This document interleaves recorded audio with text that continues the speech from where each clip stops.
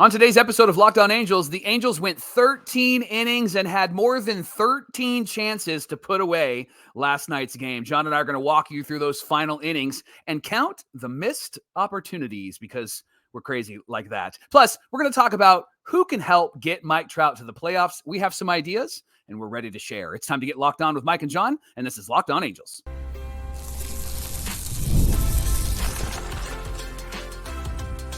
You are Locked On Angels, your daily Los Angeles Angels podcast. Part of the Locked On Podcast Network, your team every day. Thanks for making Locked On Angels your first listen of the day. You can find us anywhere you get your podcasts, including Apple Podcasts, Spotify, and SiriusXM by searching Locked On Angels. And if you'd like to get back to the Super Halo Bros, for all the Super Halo content, here's some things that you can do. Leave us a rate and a review on Apple Podcasts. If you're watching on YouTube, hit that thumbs up button. And if you're not subscribed already, please subscribe and become a Locked On Everydayer. And whether you're watching or listening, come over to YouTube, leave a comment. It's one of the best ways to get in touch with us and be a part of the conversation. And today's episode is brought to you by our friends at FanDuel. Make every moment more. Right now, new customers get $150 in bonus bets guaranteed. That's $150 win or lose. Visit FanDuel.com/LockedOn to get started. Thanks for being here for this episode of Locked On Angels, where it's your team every day. You've got the Frisch Brothers here with you, a.k.a. the Super Halo Bros. My name is John, and that's my brother Mike. And my name is Mike, and that's my brother John. Mike, it's our third season here at Locked On Angels, talking Angels baseball with you Monday through Friday, all the way through the season. On today's show, Mike and I have identified 8 players, 4 each, that we think can help get Mike Trout to the playoffs. We're going to share our list a little bit later on. Mike, 100 years ago to yesterday, Jose Soriano had a start on the mound against the Tampa Bay Rays. You remember that historic date? 100 years ago. In Angels history? Oh, wait, no, that was just yesterday. It was a 13-inning game that felt like a 13-hour game. I made a joke that it felt like a regular 9-inning game right before they had the pitch clock. Right. But, hey, I think there's so much to cover in this one. Yes. But why don't we start in the bottom of the ninth? Because that's where things went crazy. Last night I was eating dinner with my family, John, and while the game was on, and I looked over at my wife and I said, man, I had some really good notes from the first 9 innings of this game, and I'm just throwing them all away because now we're in the bottom of the 176th inning, right? So 9th inning, Angels are up by 2, 3-1. Carlos Estevez comes in, gets the first 2 outs. Mwah, chef's kiss, right? Perfect. So good. Then ground ball to Rengifo. It hits off the heel of his glove. It's ruled an infield hit. Then another single by Rosario, and then a triple by Caballero, and that ties the game at 3 in the bottom of the 9th. And it's frustrating because this is what we've seen from Estevez last year. Haven't seen it yet from him this year. But to be able to have this lead and to have such a really strong pitching performance, and we'll talk about Soriano in just a moment, was frustrating, John. It was just frustrating. It was like, come on, we're here. We're doing this again. Were you one of the ones who wanted to put Rengifo on a rocket ship to the sun, or did you feel differently about that? He was frustrating, and we're going to talk about what he did in some of these innings, but I did use your joke yesterday that he comes out like a Little Caesars pizza, hot and ready every single time. Doesn't matter the situation or the circumstance. He's always ready to go, and I don't think that's always the best possibility for the Angels. Now, Estevez did strike out Siri to finish this inning in the bottom of the 9th, but then, of course, we go to extra innings and the Manfred runner is on second base. Johnny, top of the 10th, what happened? Manfred Mann's ghost runner, right? Blinded by the light. I didn't have a problem with Rengifo. I didn't think he was going to make that play. I thought it was out of reach of anybody. So I wasn't quite ready to ship him off to the sun, but However, I don't blame him. I just think, like, Estevez, homie, you got to get the next batter. You can't give up run. Like, you got to get the next batter out. You got to get these guys out. You're cruising. That was a simple, small play, tough play, right? It's not Rengifo's fault in the grand scheme, but you got to get the next batter out or the following batter out. You can't give up back-to-back hits, one being a triple. You just can't do that. Triple down the right field line, right field line. Good grief.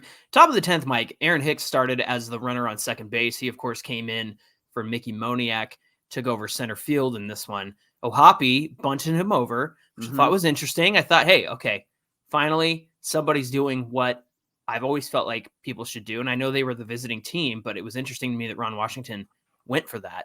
He bunted him over to third. Fairbanks threw a wild pitch, and it hit the knee of Pinto, the catcher. Hicks scored and gave the Halos the lead. Rengifo and Adell both strike out. So it was 4-3 Angels at that point. Then the bottom of the 10th comes up. Jose Soriano came in for the save and 1 out. Soriano got a bouncer back to him. And he looks Jose Siri back from third base. Had every opportunity to get him into a rundown. Right. Decided to turn and throw it to first, but he throws it wide of Shonowell over there. So the runner scores it to tie it. Diaz ends up at second. Rosarena flies out to center. Palacios grounds out to second. So here we are, top of the 11th. And then what happens? Yeah, Jo Adell is the runner at second base. And so Neto tries to bunt, but he gets hit by a pitch right in his chest and was a little bit frustrated with that. You could tell. Yeah, you could tell it hurt. It wasn't intentional, obviously, but it was just one of those moments where it's like, that hurt. And so I'm mad. And the guy gets hit all the time, right? So he gets to first base, rubbing it a little bit. Him having a hit by pitch, remember how many he had to start his season last year? Maybe that's what the spark he needed. Right. To because he did come through with a RBI single later on. But yeah. So maybe that's what he needed, a little hit by pitch action. I need you to say in your John voice, it hit him right in the chest. I need you to hit him say right in the chest. Yes. Yeah. That's a fresh voice. That's not a John voice. That's good. Okay, so then Rendon walks to load the bases, and this is an opportunity. You're thinking, okay, we got to get something here, right?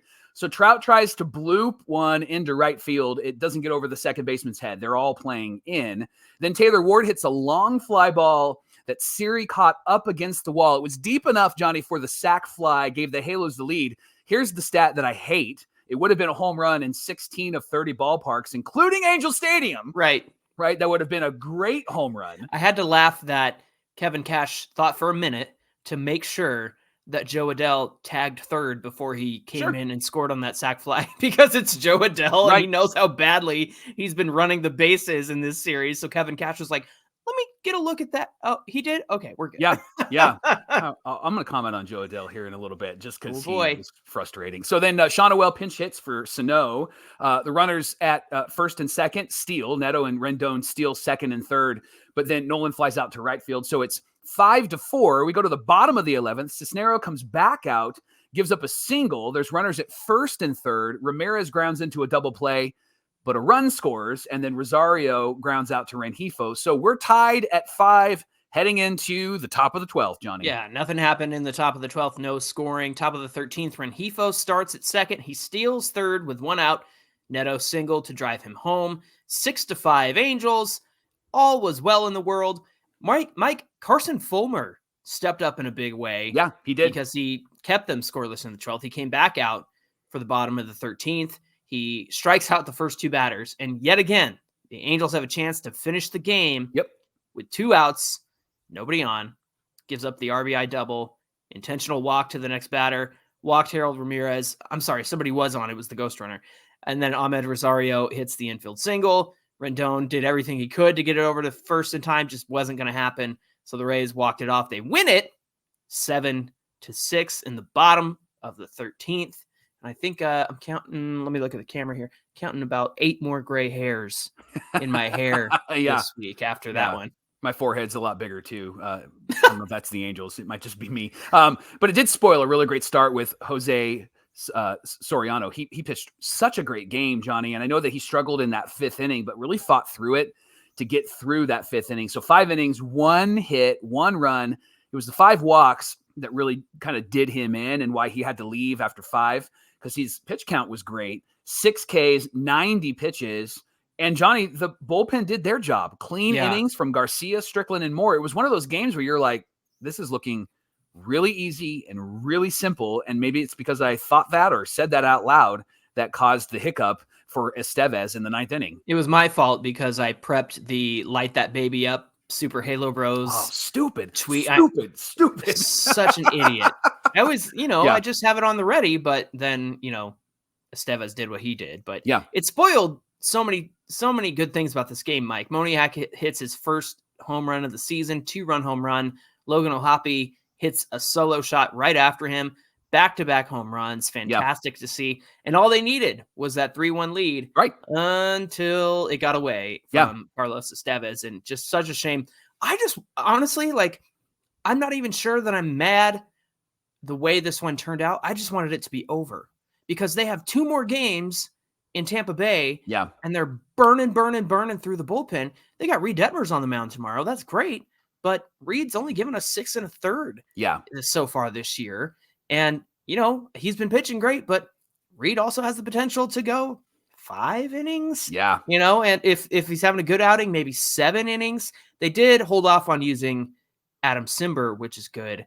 The part that scares me is that they didn't use Jose Suarez. Yeah. Thank God they didn't use him. However, I'm afraid that if Detmers doesn't go the distance in today's game, we're going to have to see Jose Soriano. But yeah, like you said, those 5 walks were really kind of what spoiled Jose Soriano going a little bit further in this one. Again, he's still on that pitch limit because he's still kind of being stretched out. They're keeping an eye on how many pitches. But if you think about those walks and how economical he was being with those 90 pitches, if you didn't have, those walks that happened, 5 of them. Yeah. And again, he also had 6 Ks, which also are costly in terms of your pitches. But you could see him being a little bit more economical in the future, not giving up so many walks and maybe getting through 7 innings on 90 pitches. I think that this was a step in the right direction for Jose Soriano. Certainly a much different outing against the Rays this time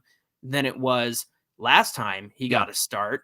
And who else we didn't see in this one was Matt Thaiss. It's interesting that he didn't come up in a pinch hit situation. Brandon Drury also didn't get in. He has a little hammy issue going on, but he did say that he would be available off the bench. Problem is that if they brought him in, there wasn't really anybody to replace him with at second if they were going to sub him in. And you would have had to because of the injury. Now, who didn't take a step in the right direction is Jo Adell. Yeah. And I'm starting to get it, John. And I know that you and I are big fans and we want to see him get some playing time. He needs playing time on the Oakland A's. You know what I mean? Like he needs playing time on a team that maybe isn't competitive. Aren't we basically them? Well, here's the problem with this season, right? No expectations yet. Games like this and what we've seen so far, like game under 500, they're still in the race. I think they're a half game behind the Rangers because they lost. And so we're the AL Central right now in the AL West. So all the teams are kind of scuffling, which is great for the Angels. Means we're getting a playoff spot with 82 wins, baby. We'll take it. Yeah. But when you have games like this, you can see why Jo Adell isn't in there pretty often because he's a liability. And one of the specific things that happened was in center field when Aaron Hicks was out there and Jo Adell's in right, fly ball deep to the outfield, and Aaron Hicks has it. He's camped under it. Yeah. And Jo Adell is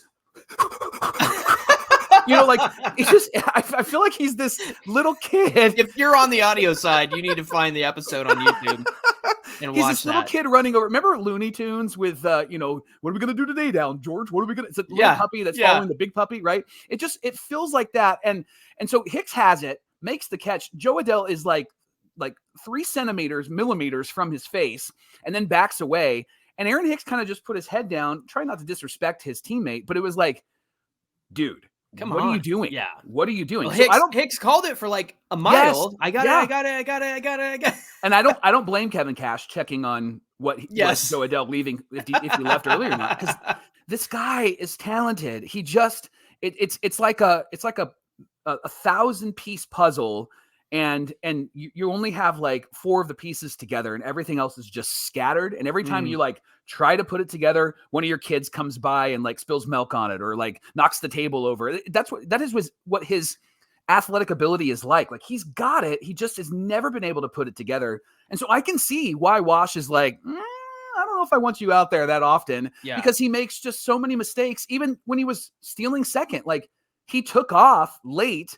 And he was caught by a mile. His lead was the shortest lead I've ever seen. Yeah, it was kind of ridiculous. So yeah, I'm with you. I get it. You do it again? Yeah, there you go. Which way did he go, George? What are you going to do today, George? Hey, thanks for making Locked On Angels your first listen every single day. The Rays are playing the Angels are playing the Rays at the Trop, 3:50 Pacific time. Man, they're going to be some tired guys out there, but it's going to be Reed Detmers versus Zach Little in this one. There you go, Torrid. That's the starters for today's game. Catch every pitch of the Angels hometown broadcast with SiriusXM on the SXM app. Just search Angels. Coming up, who will get Mike Trout to the playoffs? If not Mike Trout himself, well, Mike and I have some ideas. Mike's going to share his, and then I'll share mine, and we'll talk all about that coming right up. Johnny, I'm on the Prize Pick app right now, and so I'm making my selections. So I need your help. I'm picking. Stop doing Prize Picks because you got an ad read to do for. Oh, Prize Picks. I see what you're doing. Oh, right. I got to do that. I do need your help because you're great at fantasy baseball and I'm just not. And what I love about Prize Picks is they are the largest daily fantasy sports platform in North America. And it's so easy to use. And the best part is I'm not playing against you. I'm playing against just me and the numbers. And because you beat me at fantasy all the time. So right. I'm picking players between 2 and 6 total players. And I have to decide if they're going to do more or less than the projected stats. So they have Mike Trout down for 1 home run in today's game. Do I go more or less? What do you think? Ooh, man. More than 1? You think he's going to hit more than 1 or should I do less than? That's hard. That's a hard one. Yeah. Can you break even on that one? Yeah, I would say less. Okay. I'm going to go with less in this. I'm going to do less and watch him hit like 6 home runs. Yeah, we'll do the reverse. The reverse. Yeah. The great thing about Prize Picks is you can focus on baseball if you wanted to, or any other sport. But if it's baseball, you can pick more or less in strikeouts, RBIs, first inning runs. You can take those picks and you can try to win with Prize Picks. Take your knowledge, try to win with Prize Picks. And they have all sorts of promotional offers and special offers in the app. So sign up today with Prize Picks. And then when you do and you win, they offer really quick payouts. You can use Apple Pay for easy deposits into your account all season long. So download the app today, enter our promo code LOCKEDONMLB, and you're going to get a first deposit match of up to $100. So the promo code is LOCKEDONMLB. It's all one word, all lowercase. And when you put it in, they're going to know that you came from Locked On Angels. So put that in there and get a first deposit match of up to $100. Join Prize Picks today. Pick more, pick less. It's that easy. And today's show is brought to you by our friends over at Monopoly Go. You know, I was thinking about how in that episode of Seinfeld that Kramer and Newman are playing a board game and they're taking it with it everywhere. They're taking it on the subway. They don't trust each other. We don't have to do that with Monopoly Go, Mike, because we can play right from our phone. It's one of the most popular games on the App Store. By the way, how are you beating me right now on Monopoly Go? Told you I was going to win. Fantasy, Monopoly Go, you're really good at this. I'm talking about Monopoly Go lets you compete with your friends and family and work to get the most riches and the biggest empire. It's the Monopoly you love, but on your phone, anytime, with tons of new twists, including leaderboards to compare your progress to your buddies, causing your friends to go bankrupt by smashing their landmarks with a wrecking ball, charge other players rent for your iconic properties. By the way, the rent's due, Michael. Play on countless dynamic Monopoly boards, and you can even work with your friends to crack open community chests, and in tournaments, you can get extra rewards and climb the leaderboard. So get back out there, put on your game face, and download Monopoly Go right now for free on the App Store or on Google Play. The Locked On Podcast Network is proud to present its NFL Mock Draft live today, April 17th at 7 p.m. Eastern Time. The mock draft is going to be streaming on Locked On Sports Today's 24/7 streaming channel on YouTube or the free Amazon Fire TV channels app.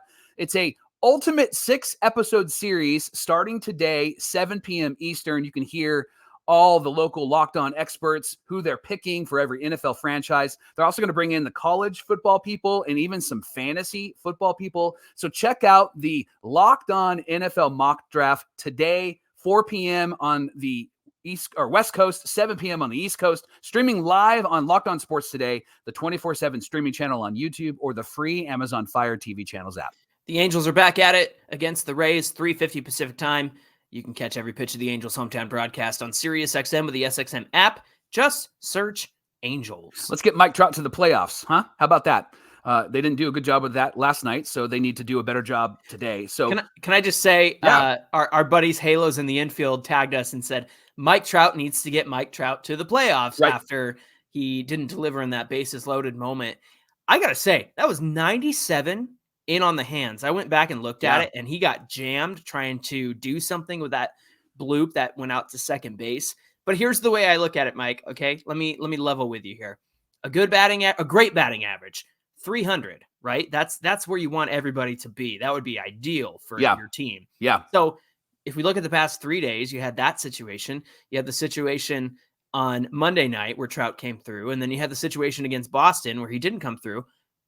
1 out of every 3 times he came through. That's a Yeah. 333 batting average, my Yeah. friend. So Yeah. I kind of looked at it that way. I was like, well, it was the 3rd time that he was in a situation like that. So, and that's a good average if you're going to look at it that way. But Right. there was a lot of frustration with the fact that, that's the moment you want Trout up in a big situation like that. Yep. And unfortunately, he wasn't able to come through. I almost felt more comfortable with Taylor Ward coming up after him in that situation. For but sure. We're talking about Mike Trout, getting Mike Trout to the playoffs. But the big question is, who can be around him to get him to the playoffs? Mike, why don't you take it from the top here? Yeah, so the first thing we need to know is that Mike Trout's contract has 7 years left on it, including this year. So we're selecting players that are going to fit into that Trout window. And then we also set up some parameters for ourselves. First thing is they have to be a player on the field. So we're not talking about a new manager, new general manager, new owner, all of that stuff. We're talking about players on the field. Second, they got to be in the organization currently. Currently. So it's not somebody who's drafted or somebody we're going to trade for. And then third, somebody with more than just 1 year left on the contract. Okay. So somebody that's going to be around for at least 2 more years. So here's my list, Johnny. First, Reed Detmers. I believe he can be somebody that can get Mike Trout to the playoff. He's got ace potential, and if he keeps pitching like he's pitching, I think he has a great chance to be the leader of this starting rotation and to be somebody, and we need him to be that today, to be somebody that can save the bullpen, go 6, 7 innings, shut down the other team. I think Reed Detmers has a lot of potential to help Mike Trout get to the playoffs, not just this season, but in the coming seasons, in the next few years. I will be really interested to see where Reed Detmers ends up at the end of 2024. I want to see that final line. I want to see if he got to 20 wins. I know that wins and losses aren't necessarily the greatest measure of a pitcher. You want to look at more of their underlying numbers and what they were able to do. But the fact is, if he's getting wins, that means he's putting the Angels in a good situation to win. Now, I understand wins are not always the responsibility of a pitcher because sometimes you pitch really great and your team just can't hit that day, and that's not really the pitcher's fault. So I will be interested to see where Reed Detmers is at the end of this season. I think that's a great choice, Mike. Number 2, Logan O'Hoppe. I think he's going to be the centerpiece for this franchise as it moves forward. Okay. The guy's just incredible, and I think he's shown the most growth out of any of the young players so far this season. And Johnny, the reason why I picked him is I think he can have the most impact on this team than any other player on the field, maybe besides the pitcher, because he's going to be catching, he's going to be calling pitches, and he's going to be playing defense. And he had a great defensive play last night. Ball bounced off his glove, gets up, athletic throw down to second base, and got the out. And that's what you want from a centerpiece catcher for your organization, right? Yeah, especially after the year where, he started out hot, got hurt, came back, had a bad month and then a really great month. And now he's working on improving his defense. Just shows the commitment that he has to his craft. That's something that you're going to want on this team moving forward. And I think it's going to be a great benefit to getting this team to the playoffs with Mike Trout on it at the end of the day. Yeah. Third name I'm going to throw at you is another pitcher, Caden Dana, young guy, another ace. Took him from me. Another ace potential. I think that him and Reed Detmers could be a really great 1-2 punch. And then I'm also thinking about bullpen, and I know that we only had 4 slots to fill, but I picked Ben Joyce because he's got to be good, right? He's got to be great, right? He's got to be. He's got a strong fastball. If he can get the control stuff under control, I think that he has the potential to be like an Aroldis Chapman on the field, not off the field. An Aroldis Chapman on the field, and to be somebody that can blow people away. And if he can get some control and really manage his pitch selection, maybe have more than just 2 pitches, maybe add a third, I think Ben Joyce could help get Mike Trout to the playoffs. I want to see what we talked about the other day when we were talking about pitching injuries and the guys who have the ability to start their fastball velo lower than what you would expect and then ramp up when they need to. I kind of wonder if that's something Ben Joyce needs to do, Mike, in terms of great thought, in terms of control, but then also, if you can't control that 101 mile an hour fastball, then maybe it's okay that it's above the zone. Maybe you set up a guy for a 96, 97, thinking it's going to be in the zone, and hit him with that 101. I think that could be a great strategy, but I think you're right. If he can take his craft and model it after somebody like Chapman, again, on the field, not off the field. Yeah. That's very key and important here. But what better template in the sense that they both throw really hard, and Chapman had a lot of success over his career. I think Ben Joyce could definitely benefit from that. So I really like these picks, Mike, and I'm jealous because you did get to some of the ones that I wanted to get to. I know I made it hard. You made it hard, but sometimes I get to pick my draft picks before you, so I think it evens out. But coming up in just a minute, I'm going to share my picks, and we'll talk about all of those 4 guys coming right up. John, I challenge you to a fan duel. It's playoff time in the NBA and the NHL, and baseball is in full swing, and FanDuel is the best place to bet on every game. And right now, new customers like you and me and all of those that haven't tried FanDuel yet, you get $150 in bonus bets guaranteed, which means you get $150 win or lose. They're just going to be like, here you go. It's kind of like having a rich uncle. And so you can bet on everything from slap shots to home runs to slam dunks, all on the app that's safe, secure, and easy to use. So what are you waiting for? Stop waiting. Visit FanDuel.com/lockedon. That way they know that you came from Locked On Angels, and make your first bet an automatic win. $150, friends. FanDuel is America's #1 sportsbook. Mike, we're continuing our conversation about getting Trout to the playoffs. And yes, Trout needs to get Trout to the playoffs. Yep. Obviously, he's got to come through in those big moments. But you mentioned guys who are going to be in the organization, guys who are from the organization, actual players, not managers, coaches, owners, all that stuff. And people are going to be here more than 1 year. So here is who I have. And I didn't copy your answers. I didn't copy your homework. All right. Okay. First one I'm coming up with here, Mike, is Zach Neto. Mike, the last time the Angels went to the playoffs, 2014, that's 200 years ago. I know yesterday's game was 100 years. 200 years before that, we went to the playoffs. They had an anchor shortstop the last time they went to the playoffs, and somebody who came up with the Angels. That was Eric Ibar. The Angels need somebody to be an infield manager, a captain, if you will. Yep. Someone to take command, someone to take charge out there in the infield. Zach Neto, at a certain point, will say, this is my infield. Yep. These are my guys. This is my infield. I'm going to call the shots. And I think that as he continues to get older and continues to make improvements year after year after year, I think he can be that guy. I also think that having him paired with Ron Washington and Ryan Goins this year is going to do wonders for his career. I was talking with my friend Julio, who is/was an A's fan because of all the nonsense, talking about how much Ron Washington helped Marcus Semien, because Semien could not play the middle infield before Wash was able to get a hold of him and help him out. And not that Neto can't play the middle infield, but imagine all the stuff we've been impressed with so far getting even better because of who Ron Washington is and how he can help influence Zach Neto. His offense, I think, is really going to be key. And what we saw last night when he actually gets on base is he is a creator of chaos. And I love that, even if he's getting hit by a pitch. And maybe that'll be the catalyst to kind of unleash the beast with Zach Neto this year. I think he can be somebody when he's on the base. He's going to steal bags. He's going to cause a bunch of messes for the defense. And so I love that pick. Who's your next? Hitting always changes, right? And I think that hitting is going to come around for Zach Neto. Eventually, he'll get rid of that leg kick. It probably won't work for him at some point, but it's working for him now.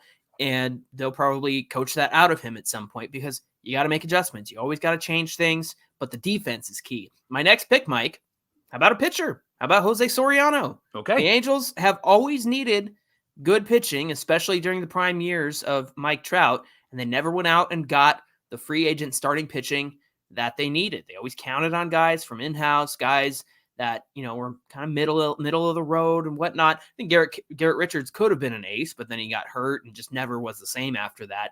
But Mike, how about we see how this year goes with Jose Soriano, and then maybe we can consider him as part of the rotation, as a lock for the rotation in the upcoming seasons. Maybe a 3 or a 4, somewhere in there for the next few years. Maybe once it's Dana is up with this team, maybe it's Detmers, Dana, and Soriano. That's a good trio right there.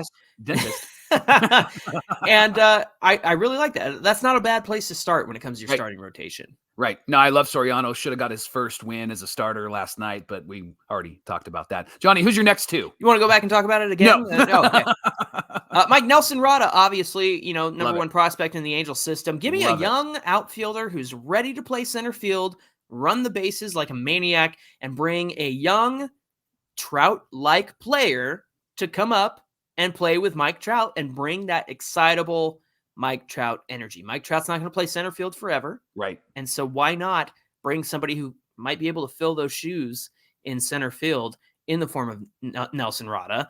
And I think in his first season, he's going to do the early Trout things of stealing bags and making awesome plays in center field. That's the kind of youthful energy we need. I think Nelson Rada is going to be a big part of that. Yeah, he'll be great with Mike Trout out there. And then this next outfielder, I think, is a great selection, John. Hey, there you go. Mike, Taylor Ward. Taylor Ward, Yep. I think, is going to be one of the guys who helps get Mike Trout to the playoffs. Now, listen, he's a free agent after 2026, so that doesn't leave a large window. But we're not saying World Series. We're saying playoffs. We're talking about playoffs? He's a free agent, and he'll be 32 years old after 2026. He'll be going into his age 33 year, 27. Do they bring him back? Can they make it to the playoffs before 2026? Well, here's why I picked Taylor Ward, Mike. Mike Trout has always had a buddy. Mm-hmm. And to me, this year, it looks like that buddy is Taylor Ward. Remember the TNT boys, Trout and Trumbo in the lineup together? Yep. He had Trumbo. Then he had Cole Calhoun for all those years. Then he had Justin Upton. He really loved Justin Upton and loved playing with him. And now it looks like Taylor Ward. So, yeah, Taylor Ward at that point, playoff potential point, might be a little older, might be more of a veteran, but who better than Taylor Ward to pair with Mike Trout in order to get Trout and this team, maybe not in 24, maybe not even in 25, but maybe in 26, they can make a playoff appearance. Hey, with the AL West looking like the AL Central right now, maybe an 80-win season is all it's going to take, and we can get our revenge for not going to the playoffs in 2012 because the Tigers won their division with less wins than us. So maybe we'll have our revenge this season. Thanks for making Locked On Angels your first listen of the day. The Angels play the Rays today, 3:50 Pacific time. You can catch every pitch of the Angels' hometown broadcast with SiriusXM on the SXM app. Just search Angels. Hey, give us a follow at Locked On Angels on Twitter and at Super Halo Bros on Twitter and Instagram. Whether you're watching or listening to today's show, come on over to YouTube, get in the comments section. Hit that subscribe button, by the way. We're almost halfway to 8,700 or 7,500, something like that. So yeah, help us out. We'd love to have you subscribe and be here with us every single day. Mike, what do we have on deck for tomorrow's show? Speaking of Taylor Ward, why is Ward playing so well? Well, he knows, and he shared, and we're going to share what he shared tomorrow on Locked On Angels. You mean it's not April? it's just the fact that it's April? Yes. It's more than that? Okay, that's He actually has more details to share. Awesome. I love that. All right, friends. Until tomorrow's show, my name is John, and that's my brother Mike. And my name is Mike, and that's my brother John. Thanks for being here with us, and we'll see you back here on Thursday. The audio people have to come over and watch me do that fake one. Oh, yeah. It was like Lloyd Christmas and Dumb and Dumber.